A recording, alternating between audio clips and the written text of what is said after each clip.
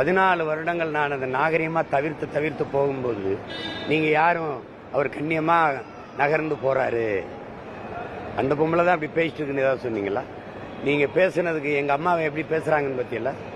கடந்த 15 ஆண்டுகளாக என் தாயை எவ்வளவு இழிவாக பேசியிருக்காங்கன்னு பாருங்க அந்த பொம்பளை. எங்களுக்கு அப்போ எவ்வளோ வலிக்கும். நீ யாரு, நீ என் தாயை இழிவாக பேச? அப்போல்லாம் நீங்கள் யாருமே கேள்வி கேட்கல. பொதுவெளின்னா எனக்கு மட்டும்தான் பொதுவெளி, உங்களுக்கு பொதுவெளி இல்லது, உங்களுக்கு தனி வழியா? அது என்ன, அது எப்படி? உங்களுக்கு ஒரு நியாயம், எனக்கு ஒரு நியாயம். நீங்கள் மட்டும்தான் பெண்ணு. என்னை பெற்றவளோ,